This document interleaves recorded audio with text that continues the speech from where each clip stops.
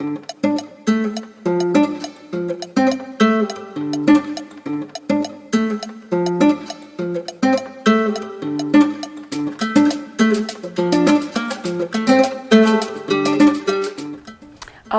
there been kind of tough reactions to the book? Yeah, there's been lots of like sobbing voice notes in my DM. Just people reading it and having really live reactions. That is difficult. We've been talking about just what I must do. So I feel like I've picked at a scab and left it open. And that's been because I'm not a therapist, and I also don't know if I've given myself the amount of like healing and time and like should I be seeing a therapist after this? I think that I have more answers for myself because I do think there's a beauty in addressing something over and over and over again. And after 8 years and numerous drafts, I had to go back over it again, and there's some catharsis to that. But I think there's definitely the feeling that I have opened up a very, very painful wound, very intentionally, because the reason I wrote this book is because I don't think we address our pain enough. I think that there's 1,500 plus families who lost somebody and have nowhere to go to sit together and cry. And to think about what that meant, and think about where some of them haven't even moved back to their original homes, and where do they go to hang out and just like have drinks and talk about their pain. We're so scared of pain. I think as, I don't want to say a country, that's very general, but for the most part we are as a country. And this book has opened that up, and I don't know what to do with that pain now that it's open. And I really, so I think a more practical thing that I've been trying to do is create resources where I'm like, here are 7 therapists in the city who can help you with that, because that is my therapy, and that's what I want people to think about more. That's what I want the conversations to be about, because the most important thing for me is that we have this conversation here with our peers, but also with our parents. Yes. And also with our parents, because we can't fix this problem ourselves. And I think we think that we do and we want to, but we can't. Because again, the people who are here before us trying to do this leadership thing were doing it for the first time. So they're gonna be like, this worked and this didn't. Now you guys take our winnings and run with it. So it's the conversation, I think, makes the pain a little more, I think, worth it. But it only makes sense if the conversation's happening. I think it would be quite nice for you to read maybe a favorite segment for us, and then we're then going to go into a discussion. So you guys can also ask her questions you may have yourselves. Pick a section. Nairobi on a Sunday. Nairobi on a Sunday. It's your fave. She'll always pick a Nairobi on a Sunday, and it is a Sunday today. It is a Sunday, yes. So it's an ode to the day. An ode to the day. It's a nice and sweet, nice and short one. Okay.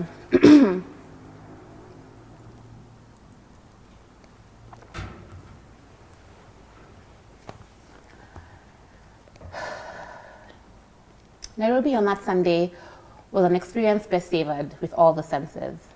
It was an explosion of color as families clad in their bright Sunday best rode in polished cars and buffed matatus, making their way out of their respective sanctuaries or to their relatives' residences. Hawkers who didn't care for the Sabbath stood at the traffic lights, displaying their attractive treats, sugarcane, groundnuts, fruits, and newspapers to hungry commuters.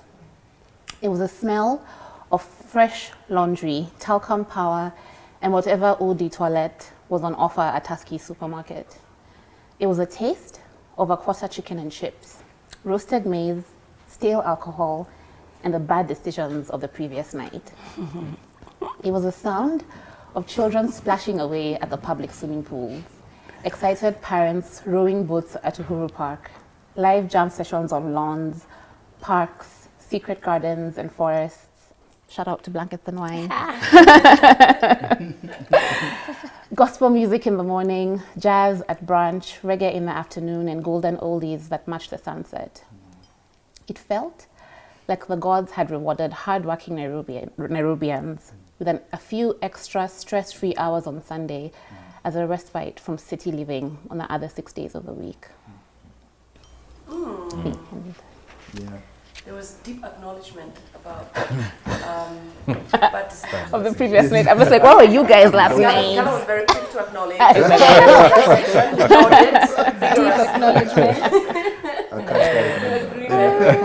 Is that your kind of Nairobi on a Sunday, Ngala? Yeah, in fact, the place where you talk about music. Music. Yeah.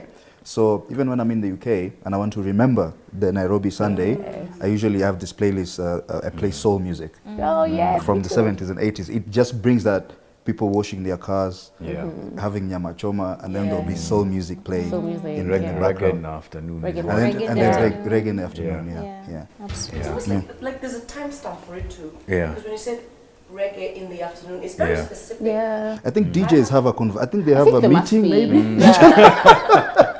Because radio just plays the same thing. It's like goes on oldies and then you go into reggae and then like it's good curation. But it's very Nairobi. And I missed also. Nairobi when I was away. That's actually why that section, because I hated being away on Sundays. I'm like, it was the most difficult day of the and also when you live anywhere that's not your home, you have no family to hang out with on Sundays. So you're always trying to find things to. Me too. Yeah. Sundays are the hardest. Like when I'm away, like the Nairobi Sunday, especially when it's sunny, and I'm in the UK, when it's cold and dark, Like now. it's depressing. Like now, actually, you know, yeah. Any burning questions for Wanjiru? Or not burning. Slightly tingling. No, I was going to ask actually now before we discuss the music thing. How did you know that I listened to reggae on a Sunday? Because we all do. We're just like here robots in Nairobi life. For me the thing was Kiamba. You know. I really and I'm glad that you brought it up. I really wanted to know just how you'd pick Kiamba, how you picked Kiamba. I know it was emblematic of the violence, and all of us kind of remember where we were when Kiamba happened. But why Kiamba, not Naivasha, not Kibera, not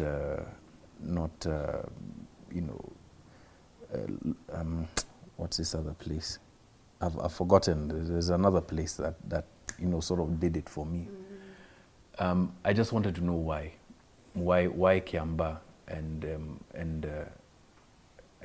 I guess you've kind of answered what you felt like when you were writing it. It was difficult for me to read it, and I just wanted you to dig into that a little bit more. Yeah. That's also a thing about memory there, because I remember watching the violence. My sister and I were living together at the time. We'd voted, we'd done the thing, we were happy. We were very much the Wanderers in that moment, right? Very removed from the thing and doing your own thing and waiting for the world to catch up.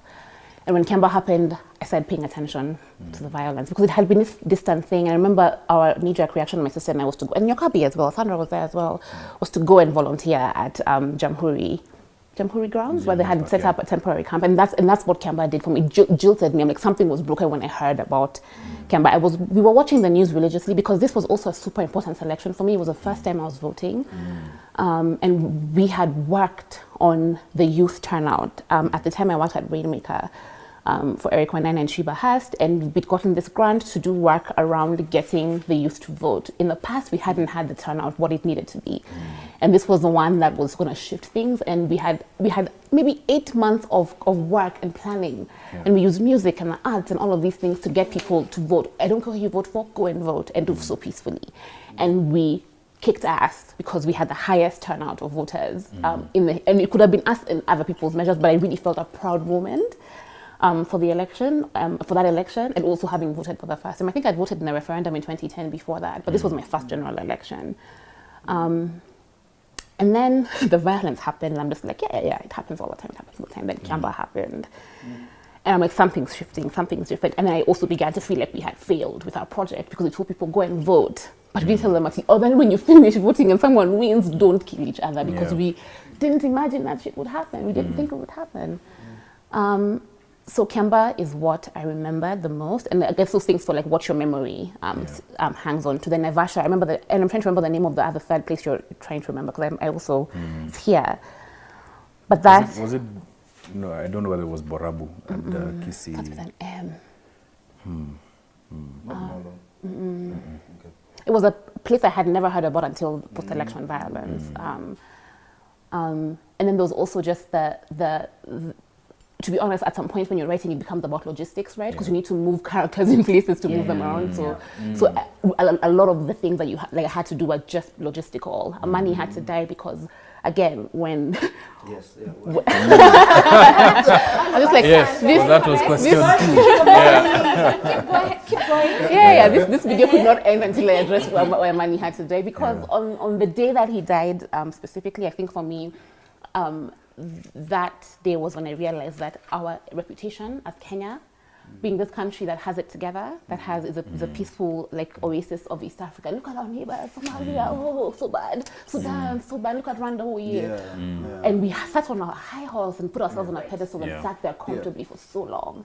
And when the 2nd of January happened, I can't really remember what I was watching, and that died for me. Amani's death signifies that for me, that the peace that we were known for vanished. And even his name wasn't always Amani. I can't remember what he called him before, but I changed his name because of that, because I knew that the person who was going to die would have to be the most innocent. It had to be the most unexplainable death. It had to be the one that brings people back to what the book is about, which is family. I know what happens. Like when people die, everything else fades, and you go back to what happens. I mean, also do live in a country where kids just die senselessly all the damn time. I was just wanting to remind myself. I had 2 moments where I really felt it really served Ngugi right. I don't know if you can pick it up by now, but I really don't care for this guy. This guy and his wife, they just deserve each other. So, you remember at 3 a.m. when the people who he was meant to have given money for bribes came back. I was like, you deserve it. The audience approved. You deserve it. This is what your wife was telling you. You can't roll with Muli and expect a different outcome. Exactly. So I really felt like he deserved it. I mean, I was a little afraid for him. I hear you. But not really. It was more like at the toll station on the road where I was afraid for him, right? And because we saw that in the news, I remember us seeing like at the toll, and they'd ask you, can you speak like this language? And then you could pass the beheading. So for that part I was a bit afraid. But the part where they found him in Machakos, I was like, Kulayo. Right. The second part I felt very enthusiastic about his it served him right, is when that babe, when he was trying to make his way back, and then he asked for instructions. Oh yes. And then she said to when his whole car was stripped, I said again, you deserve it. Those are the things that happen when you don't carefully listen to your wife. And now you don't read the room. You're just this, and I thought it was such a perfect moment. It says something about the class system in Nairobi and in Kenya at large. So of course you don't know where you are, and you dummy, you don't even know when you're being suckered into a situation because you're so out of touch with how things would be. Why would she help you? Like, what about that setup? She shouldn't be like, oh, I'm so sorry for you, let me just help you get home. And so I really felt like it serves you right, and I really applaud you for making him suffer on his way back from Machakos. He really deserved it. The money part, I felt like you were just now, it was a dagger in the chest. I took it because you are the artist, but that was hard. It was hard. When they were in Aga Khan, that was tough. But previously to that, I really appreciate you making Ngugi suffer. Thanks so much. That's hilarious. Absolutely. It didn't actually strike me, the idea of death and peace. So, and Amani meaning peace. Actually, one of the things I've written for Kwani actually on the elections issue, my first sentence, something has died. And it was actually, and the next sentence was going to be something has died, and it died in 2007. Even though I was talking about 2013. Right. And for me, that thing that had died, I was an observer of the elections in 2013 on the coast, and then I turned that into this non-fiction piece. And it was, for me, the thing, this is why I like to write freely, is I could write about the emotion that I felt going through polling stations on, like from Kwale to Malindi during that day of the election in 2013. The feeling was, there was such a feeling of withdrawal from people. 2007 was like very heated. Everyone wanted to know what's happening. People were watching on the TV. In the game. In 2013, it was just peace. Resigned. Peace at all costs, you know.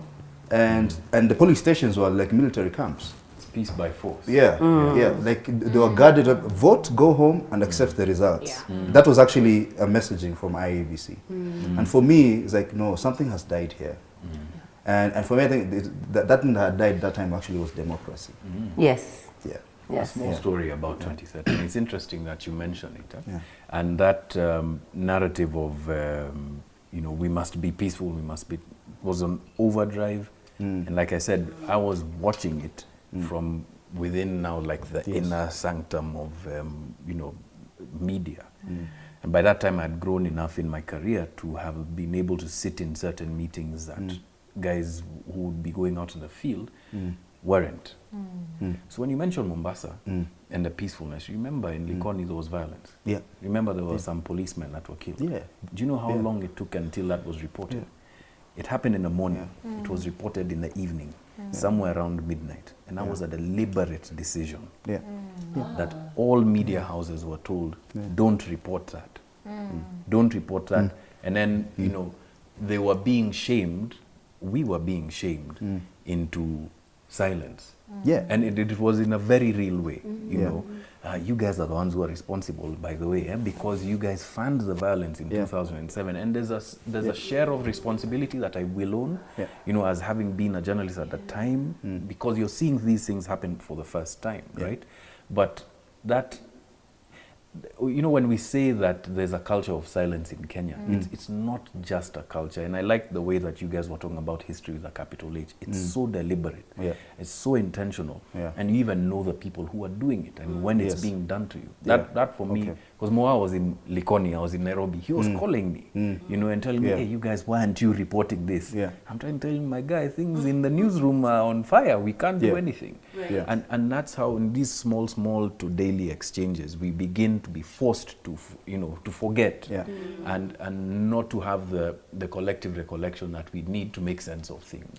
And it's I like that you refer to 2013 because then again, one of the disagreements that I had with how this book ended was that Ngugi became a cabinet minister. I was like, why? Like this guy should have started like a small kiosk somewhere and tried to rebuild his family for all of the mistakes that he made. But for him to become a hero, I felt a little angry at that. Nonetheless, you see, it's the way you interpret a book. But yeah, I mean, you raised something so interesting. I just thought I'd chime in. I've always been curious about that because what that blackout was like from the inside. Because I was just like, what is at stake? And I completely understand the pressure or the responsibility that journalists must have held to be like, if you report this, people see it's happening, because there's a comfort in seeing people are mad and we're not the only ones. And I don't doubt that the blackout may have done some good to quell things, but I also don't know if the opposite is true, right? If you just had showed people what was happening, would the outcome have lasted longer or shorter? And I've always wondered, which is why I said it must have been very difficult to be a journalist at that point, because those blackouts were the moment when I'm just like, or even the point when you have the scene where Ngugi is watching the news on his way back from Machakos, and the guy, the police commissioner is saying, everything is fine, everything is fine. And then the clip before that was just like chaos. But I've always wondered what that was like from the inside. Was there a meeting held at like 8 a.m. when I told, now we're going to just show Spanish soaps today because it's too much. Like what that looks like from the inside. It often comes from places higher than the newsroom. Like, I'll give another example, which I thought was interesting, that you this thing of the police officer, and I thought that you wrote into it from actually what was happening in Kibra at that time, because that's exactly what happened, right? There was this long shot we had of Ngong Road of guys coming up, from Kibera. I remember that. And then you have Eric Kiraithe there reading a statement downplaying the numbers of people who are in mortuaries that journalists have actually counted. So when you said that's exactly how it happens. So the short story about blacking out in 2007 was, so I was at the National Tallying Center, and that's KICC. At KICC, right? And right before, like, everything kind of just went sideways, Kivuitu got into the room, and then Raila and his supporters come in. But right behind Raila was this contingent of GSU, right? And I'm standing on a chair with my cameraman, trying to direct now where he's going to film. And I see a GSU guy draw a long baton, you know these ones that they have, and strike at Raila. I think it must have hit him either on the shoulder or something. And everything now just went haywire. Chaotic. Lights went off. Guys were taken out. As were being taken out, David Kemayo, who was then, I think, the head of the Nairobi police at the time, was taking Kivuitu upstairs to safety. And Miguna, who was also, you know, part of the ODM thing, was like frothing at the mouth at him, telling him, "We will not accept stolen results," you know, in that very Miguna way, his body shaking. And this is, so when we get out, you see smoke rising, a pillar of smoke rising from Kibra, and we all now shift to the newsroom to now sit quietly and figure out what's going to happen. At that time, you know, counting had stopped, and then we get a report that Kivuitu is about to announce the result. And immediately after that, we were all told to go home. When we get home, we're told there are no more live broadcasts, and it came directly from the Ministry of Internal Security. Why this book was so real for me is because when you wrote that line about the police and what was happening, I saw that, you know, and this, I wish there were CCTV cameras in newsrooms and other places for people to be able to understand that a lot of the things that you see are being manipulated, right?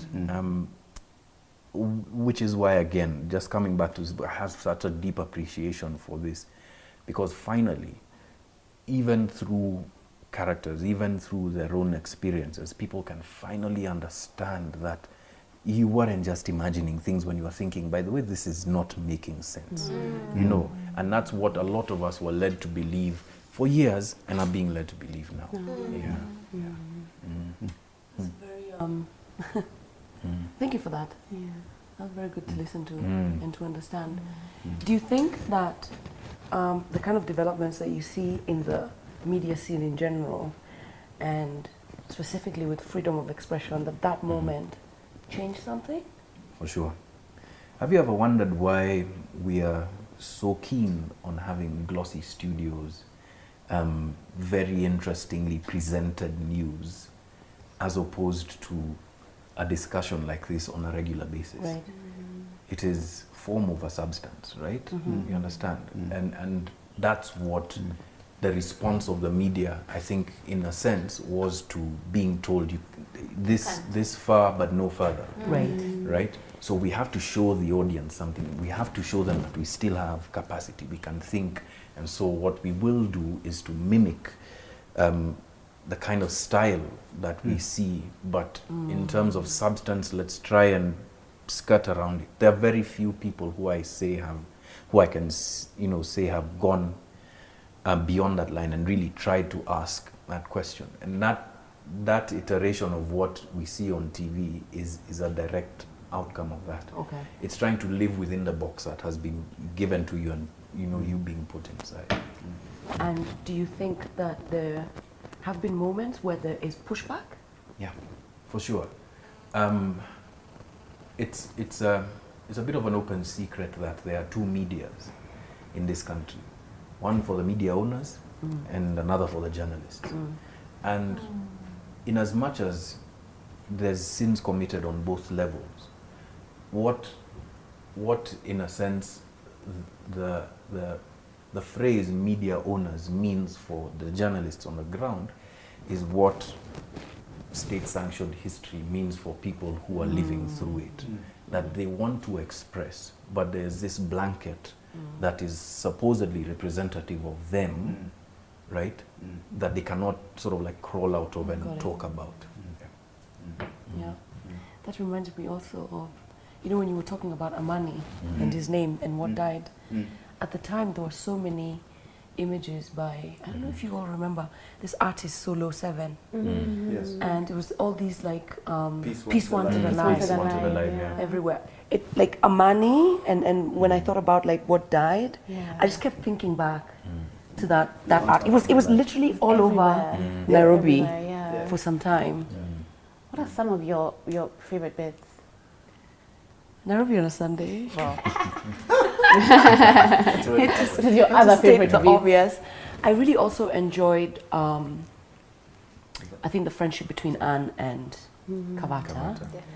I felt that also Anne's life was a very kind of necessary nuance, you know.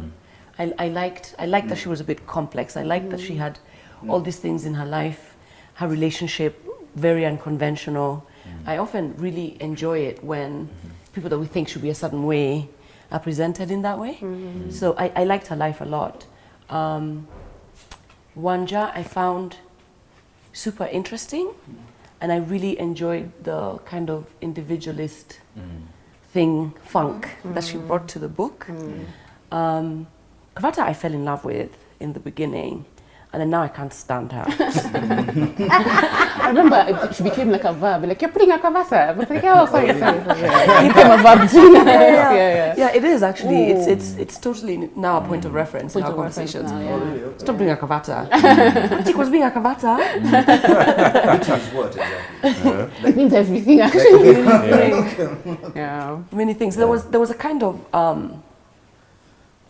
lack of grasp on real life about her that was quite frustrating.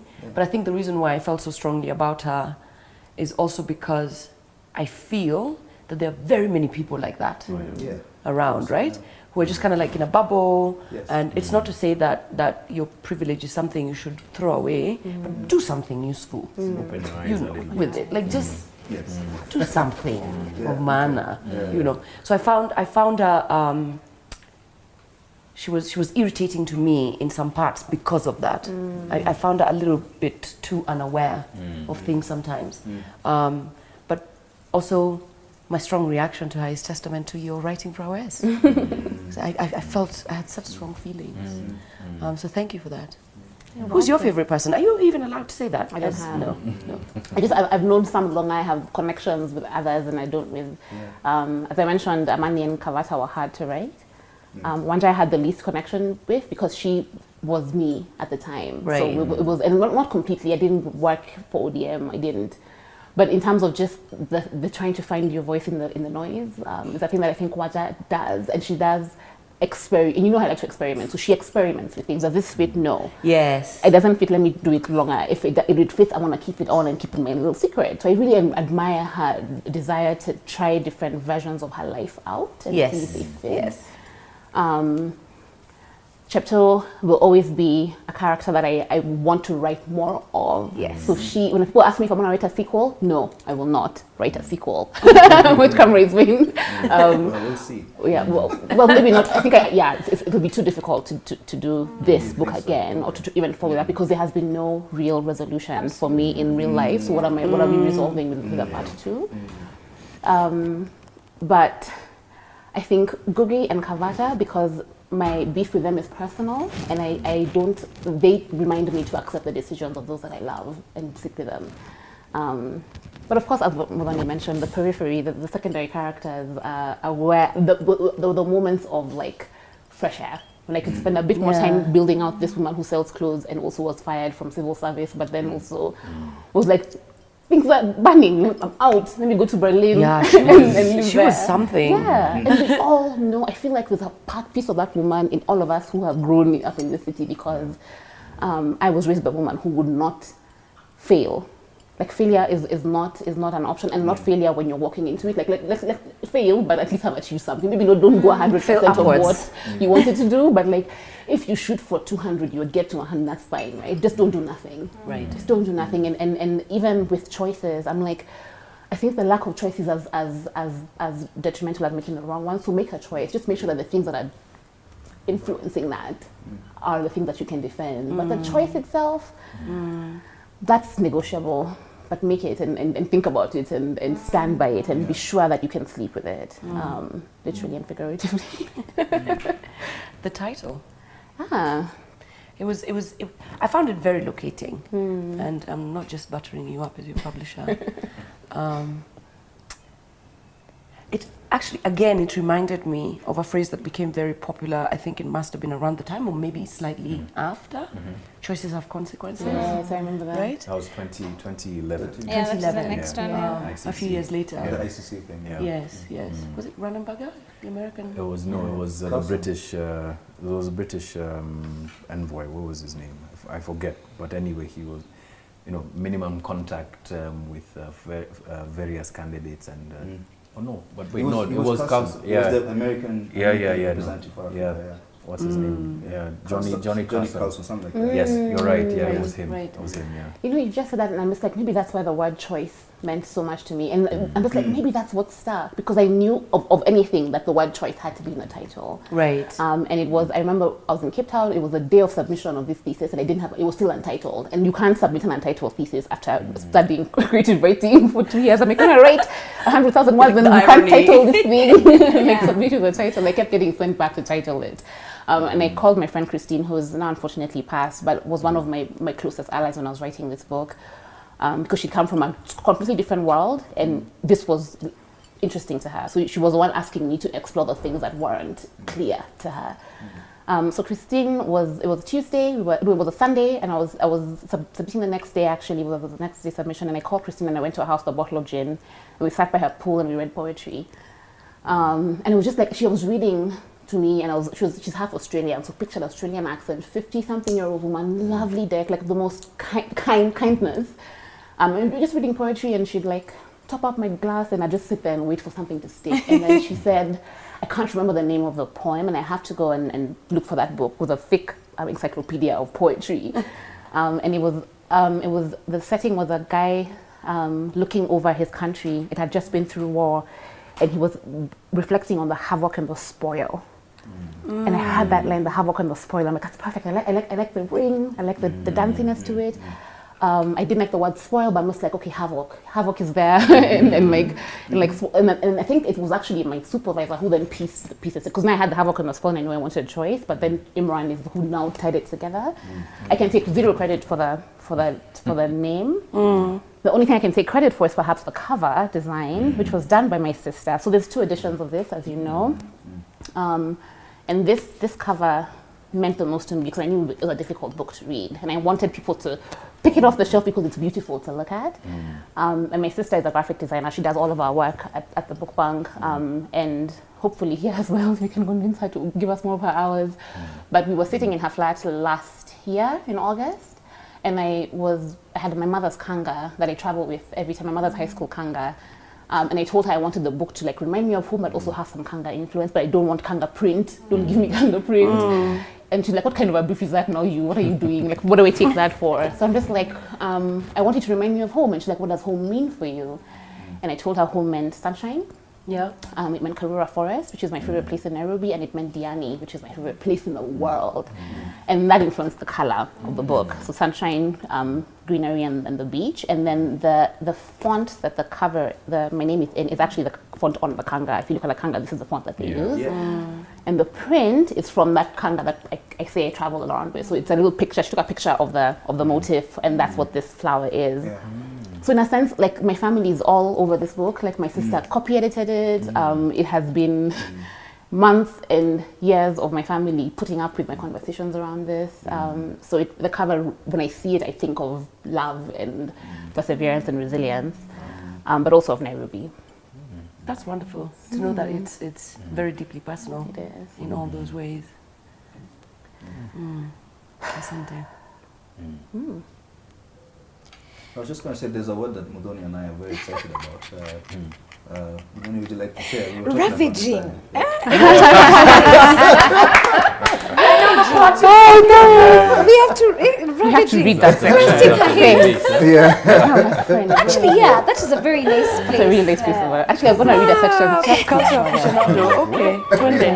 This is why this book will never be in the I've never curriculum. heard that word used before. It was quite interesting. I actually wanted to look up your poem.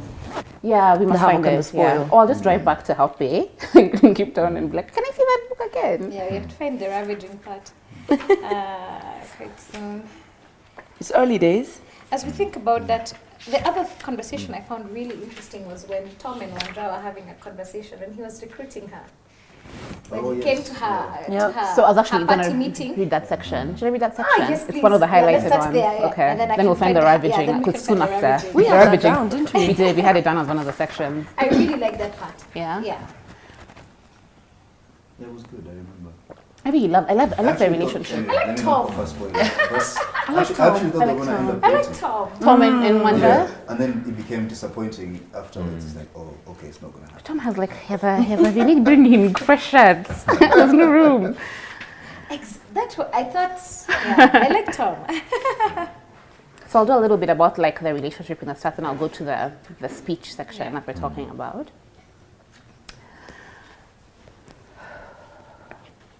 Kavata was shopping around for university clubs to join when she walked past the classroom where Ngugi was addressing a small group of students who were seated on desks and chairs around the front of the room where he stood, perched on a solid dark mahogany desk. In case you want to follow, it's page 52. She noticed his crisp white shirt first and liked that his ankles, exposed by a pair of navy cargo shorts, were well oiled. The first time she watched him speak, she saw his shyness and was drawn to the way that he closed his eyes before he spoke, almost as if he was imagining the words in his mind and only allowing them to roll off his tongue when he was sure that they would carry his sentiments well.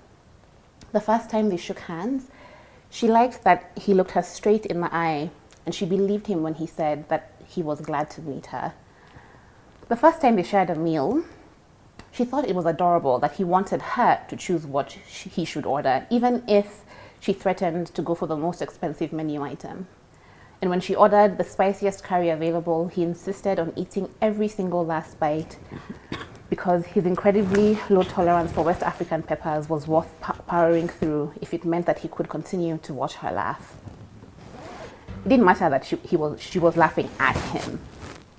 The first time he spoke about his family, she was touched by the genuine love and fondness that he possessed for them. It came from a place inside him so warm and earnest that she doubted she'd ever felt the same about her own family. Ngugi had just finished addressing the crowd with what Kavata, beaming on stage behind him, and the rest of the team considered his best speech yet, when a tall and reasonably handsome bully from the University of Nairobi stood to speak. Thank you, honorable candidate, for that eloquent and incredibly passionate speech. I actually have nothing related to the topics of your speech.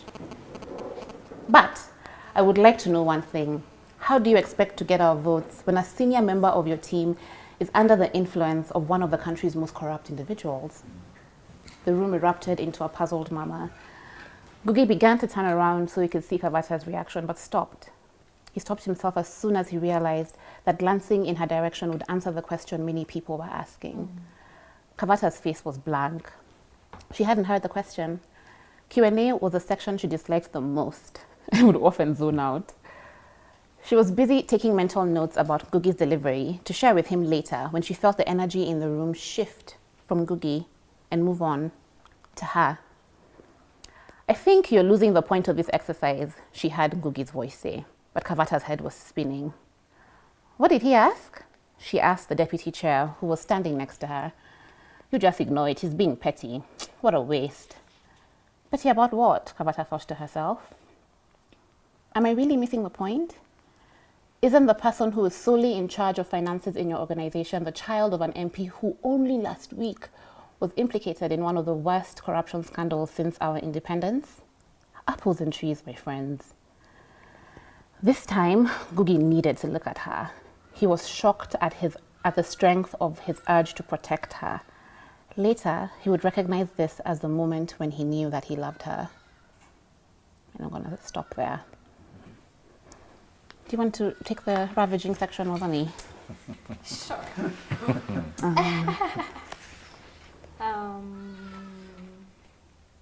So I'll go from page 57. Ngugi was the only person in her whole entire life who succeeded at getting her to forget about her father. She never considered a life where this was possible. Ngugi made it a reality. Standing on stage that very awkward day, Kavata purposed to love him. I thought that was interesting. Kavata purposed to love him. That night inside his hostel, she conjured all her new feelings and shared them with Ngugi via a series of very grateful thrusts of her hips as she straddled him and delivered a ravaging to erase all assumptions that she might be a virgin. He would never know she was indeed a virgin. She preferred to keep it that way because, while she was prepared to share many things with Ngugi over the course of their lives together, she was never prepared to give anyone the satisfaction of thinking they colonized her body. I like that part. She has some moments, Kavata. She does. She does have some moments. Oh, she just needed more. I thought that was a very acceptable way for your mother to read this book and not say, what? I thought that was a very PG way of going around sex. But also, I can't write sex scenes. I think they're very awkward. Maybe the next one, let me tell you, I'll take a PhD in like erotica to like do it. Is it a word you created or you've had this used? The ravaging. Yeah, that's what I was wondering about. What? I must have read that somewhere. I should have asked that, no? Like books we read. Because that's what I kept asking myself. Is it a word? Ravaging. That people use? I can hear it in conversation. I can hear it, yeah. Okay. But maybe I haven't read it. I think I've read it in, I might be wrong, but Sefi Ata I have used it, and she's like one of my queens of writing, but I think she might have described it as a ravaging. And I understand, like I see it, when you say she ravaged him, I know exactly what's happening. I'm just like, I see it. And she probably began to think about it on stage. Yeah. She did, actually. She made that choice. It's also very female in perspective, Yeah. I feel. Yeah. It's interesting in that way as well. Yeah. I think for me, virginity has always been such an interesting thing because it's completely up to the woman to like decide, not even who takes it, but who thinks to kiss. So I'm just like it's interesting. I think I just wanted her to have some redeeming or things that would make her redeeming to the reader. And I think just owning a decision and owning it fully was what was interesting to me. That she may not have everything figured out, but when it comes to like who thinks they did what and who thinks they have hit the word ownership when it comes to women's body, but a right to her body, she'd be like, no one was here first, I was. Right. I was here first. I was here first. Yeah. I enjoyed it particularly because I think it gave us a rare glimpse into the intimacy of her and her person. You know, because everything else was very family centered. You know, post-election violence is happening, elections. There was a lot around like politics, right? And his work life and all of that. So it was good to see a moment of like connection at that level between them. Which I thought would happen when she wore her nice red dress. Yeah. Because, you know, he asked her and then he came to say he's going to be an MP. I'm like, you're unsavable. You're actually an idiot by choice. You're actually unsavable. I feel like that's on brand. Right? For Ngugi. Definitely. I just thought that there would be some more ravaging. I said, wow. Yeah. Tonight might be another happy night for this guy. Kumbe, he just was going to drop the ball. So Yeah. it was pretty terrible. What I really liked, and I was thinking about, you know, this conversation with Tom and Wanja, if you allow me. Is that when she's getting recruited? Yeah. Muthoni, you're so on point because all the sections we highlighted. We picked that one. It's 52. Page 100. No, I'm lying. 100, 101. Yeah. I mean, this whole thing is the encounter it's so telling. So many things were packed into this thing. The age, you know, so many young people worked on that election. Yes. You know, and at secretariat level. And to be like, this was the election with the money, how much actual cash was just moving around. And we see it later when they're having their bashes. Quite interesting. Let me just find the part where, because there's a thing that I want to really get. So I'm trying to decide whether I start on 100 or 101. So let me just start on 100. Let me build it, right? So from about halfway or 3/4 way through the page. Well, she was handing out donation envelopes when she met Tom for the first time. He stood in a small group of slightly younger guests, marketing execs and PhD students discussing the recent elections in Ethiopia. He was handsome with an understated charm and a beard she thought hideous. She stood with them long after she collected a total of 1 million shillings from 3 members of this group. It is so refreshing to hear a conversation that isn't about this election, Wanja said when she began to receive curious looks from the group. There's really nothing left to say about this election. Odiema winning it. Kwisha maneno. The Ogilvy marketing exec studied her face for a reaction, surprised when she shrugged and nodded in agreement. I mean, just already there, okay? For sure, people can rig all they want, but eventually they're going to give people what they want. Now is the time to get what we want, the man standing next to Tom said. Tom nudged him in the ribs with his elbow. Wanja flipped through the donations in her hand. What's this for then? The check was for 500,000 shillings. A little something to cushion the blow, the Ogilvy man said. And to get us into this party, of course, Tom added. Well then, I suppose I should hang on to these and buy Dad something nice to lick the wounds of his loss, right? Wanja relished the looks on their faces, and when they couldn't tell if she was joking. Wanja relished the looks on their faces when they couldn't tell if she was joking. She excused herself and sauntered away. She and Tom exchanged numbers, and the following week they met for coffee at the university campus. So you're with PNU? Tom asked when they found a quiet corner at Fifi's. He ordered a Tusker malt while she got a passion juice. I am. Have been for a few weeks now. What year are you in? Second. International IR. I know. I've done my homework. Have you now? She blushed. Wanja could never tell when a man was interested in her. I have. Why? Because I think you should stop wasting your time with these amateur politics and come work for us. There's real money to be made. So you've given me enough of your money already. Not that I need it. Tom laughed. Those checks are no good. They're going to bounce so hard. We do it all the time. The checks get us into the parties, but no one says they have to be good checks. He and his colleagues were sent to the fundraiser to scope out the level of support Ngugi garnered. This intrigued Wanja. These were the kind of tactics her father's issue-led campaign would always lose to. I just wanted to stop there. Because there's so many things here. So, because we never have an intergenerational dialogue, and when, Ngugi would never think that Wanja knows things. Right. This child who's grown up in a home of politics, Haguka is a politician. It never occurred to him to hear her out, because he was so in his feelings that his wife is not supporting and the wife is spoiling the children. He completely missed on all the intel that she could have brought, right? And I agreed with her, there's no way he could have ever won if this is the way they were playing the game. And it made me sad, actually, how much is lost by lack of this intergenerational conversation that we have in our society. I'm sure it's not unique to us, but I mean, it's our reality. I think that was very telling. The other thing for me that was quite interesting about her is she was almost nonchalant about her dad being like, I don't know if he's gonna win, whatever, kind of, right? And that she had learned how to almost like mask herself, you know, when she says that since her brother was born, that was her superpower. She was invisible, she could just like fade. It struck me and it made me feel sad for her, for a girl who has so much intellect and obvious like personality. To have been completely ignored, and I'm like, isn't this what our society has done? We often and almost always actually ignore young people. And when we listen for what we want to hear, to correct the thing that we think is wrong, and we just completely miss out on the fact that they're the ones who know what's up. And so I thought that was curious, and that was a really interesting framing of both Wanja and Tom.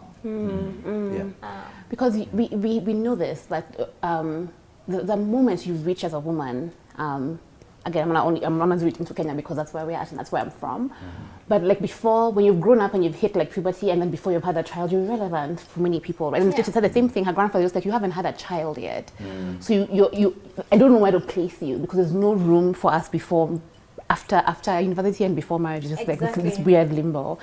And the idea of Wanja feeling so invisible for me is beautiful, because I feel like every middle child must feel that way, first of all. And then just the things that, when you're invisible, the things that you have access to and what you do with it again. Because she was probably in the room when conversations should have been happening that she should never have had privy to, but because she knows how to manipulate someone like Tom to be like, oh, so am I getting this job or not? Or like, what are we doing here? Wanja, for me, there's a power in her silence that reminds me of like wisdom and just like it's the silent wisdom. I'm just like, I don't have it all, but I'll make mistakes until I figure it out. And for me, that's a lot more useful than, for instance, Kavata's approach. Even if I may have some empathy for her approach and like the things that she had to, the kind of bag of tricks she had to like access. I think Waja's feels more future leaning, and Chepto's as well, because Chepto's just like, I know that me reporting what I saw will probably not go anywhere, but I'm going to report it again anyway, and again and again and again and again. And I think that's what moments of hope for me. I'm a believer in process. I like it. I think process is there for a reason. I'm like, go and report, even if you think the cops will do nothing, but have records, because records are important and they mean something. And I think that they're very, those two women, Wanja and Kavata, kind of sit on opposite ends of those whatever, and Chepto is right in the middle. And I think that's also another reason why Kavata is so boring to my soul. She just makes me so tired. She's so tiring. Listen, she grew up as an only child to this overbearing political father who you'd found out all these things. Even some guy called to threaten him because, you have a half brother somewhere. So now you, when you have a child, why aren't you the one who is the most first and foremost, like, listen to present, this kid yeah. and like, what do they have to say? And actually, where does this child go? How come they nobody don't in know. this book knew where this girl goes every day? Because she's invisible. That's unbelievable. So Yeah. those are the things I'm just like, Kavata, Fail. you require 100 points. She's not for It me. was realistic. No? It was very realistic. Very realistic in terms Absolutely. of what happened. I think the one part of the book that I found most poignant and was my favorite part of the book was the conversation between Chepto and Kavata on the train. That for me was very yes, because sometimes I feel this lived experience that we talk about, right? And people have seen things, have heard things, and they know exactly what the score is. But then there's this other level of, layer of Kenya that takes for granted their experiences and takes for granted that they've been able to crystallize that and have answers, and not just answers, but responses to sometimes the stupidity of these classes. I felt like that was really strong, and when I read it, I felt like that was something that hopefully when other people read, they kind of just take that with them. The next time they go to a debate and say, oh, but the masses, the masses have, the masses do, as if the masses are a monolith, right? So that's why Chepto for me was very rich. Like she is from the masses, but she represents the masses in a way that now, they have a voice, they have something to contribute, and that was very, very beautiful. If not painful, I felt busy for Kavata, but I was like, you needed to hear that. To be read.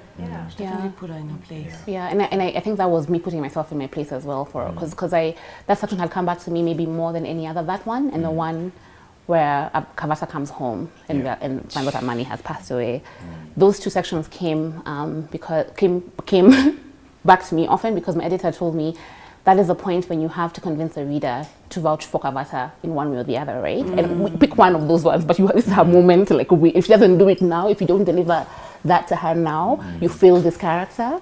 And I couldn't get there until I addressed my own privilege, right? My father wasn't a politician, but my grandfather was. And while I may not understand Wanja's access or Kavata's directly, it is not far from my peripheral, like from my lens. It's there. My cousins and my father is part of this was a version of this was his life. And I think that because I have always hid or kind of slunk back when I have to address the privilege that is attached to my family and the legacy that they have. And so I had to be like, kind of take stock and go back to moments when I have been Kavata, very aware of just like this privilege you have, and then being like, it's so bad, I don't want it. But what's that about, right? Like privilege is not something, I don't know if it's possible, and I haven't seen it yet, successfully take the golden spoon out of your mouth when it's been placed there, and to do so in a way that honors who your family is and who your people are, and the people who love you and have formed you. So to honor them, and also to do, I don't think it's possible to undo that and still honor your family. And for me, family means the number one on lists of everything that means anything to me. Family is first, right? But as she said, privilege isn't a bad thing. If you use it, if you misuse it, rather, if you don't do anything with it, then it becomes a problematic thing. And I think that was the thing where I had to do the work and be like, what do I want Kavata to realize or to learn with this moment? And who has the right to read it to her, to tell it to her, and who will she listen to? And that's another thing about advice, right? I'm learning very, very, now, like this year, that there's things that need to be said that you have to find the right channel for. And there's no one in this book who would have read Kavata in the way that Chepto did. No one had the right to, no one had the voice to, no one had the balls to. So I had to sit with my uncomfortable privilege and understand that the work that I do with libraries is a response to that. It's like, it may not be the thing where I kind of harp on about it, but it's just, it makes me feel like the access that I have by being a Koinange, or just being somebody who went to St. George's and then to Kiriri and then to USIU and then had all of this middle class access. That's what I can do with it. I can create beautiful spaces for people to come and discover themselves. And had Kavata discovered a thing like that, we would all have felt kind of different about her. But there's women in our lives who hadn't got the benefit of time and space to arrive there. Hopefully now they will, after they read it. I love that. It's very centering. I do love it. I guess from me as a kind of final question, unless there are any from any of you, would be, what are you working on now? Now, apart from libraries, and you know this, the other 24 I'm trying to convince the board to get me sabbaticals so I can write more. I'm trying to create a life where I can write half as much as I work, because this work is connected. The writing and the libraries for me are the same thing. So I think I've always approached my writing as start in the morning until 5, and then when you're done with that, do the job, the thing that pays our bills. I want to shift that because I don't have the mental agility I did when I was 20 and younger, so I can't flip back the creative and the, I guess, programmatic as often as I used to be able to. So I want to create a life where I can write more. I want to write about love. I love me some love. I think that the city in which we're living and loving and dating is shifting faster than anything else in our country, but we don't document it. I just finished, not just, before the pandemic, before Corona, I just done this 6-week research trip around West Africa to talk about like how people are loving and finding each other. Are they using the internet, and if so, what for and how? Went on lots of Tinder dates in the name of research. I'll do anything for a story. And it was just interesting. It was interesting to talk to men, single men, married men, single women, women, people across the spectrum about how the internet has changed how we live and love and find each other. And that I don't know how, but that is gonna end up being book number 2. I only have the first chapter crystallized in my head right now, and I can't wait to start writing it. But yeah, it won't take 8 years. It won't take this long. I think that there's things about this book that had to take so long, but I really, love for me is a space I'm in all the time, and companionship more importantly, because I don't think that has shifted as fast as we have as Nairobians. I think that we're still trying to shift the diversity of our thought and our experiences and our culture into these boxes, these 2, 3, 4, 5 boxes, and that makes no sense to me because we don't do the same thing with anything else in this country. So that's what I'm thinking about, and hopefully starting on soon. It's fascinating. Can't wait. That's quite a shift. Yeah. Right? From this into... The artist has range. Yes, artist has she range. has range. That's it. Yeah. I think that's a beautiful place to close this conversation. Asante sana, Muthoni. Thanks. Asante sana, Ngala. Thank you. Thank you, John-Allan. And of course, our resident queen. Our resident publisher. Wanjiru Koinange. So you can continue to follow Wanjiru's progress online. She is on Facebook. Her page is called Wanjiru Koinange, and on Instagram and Twitter.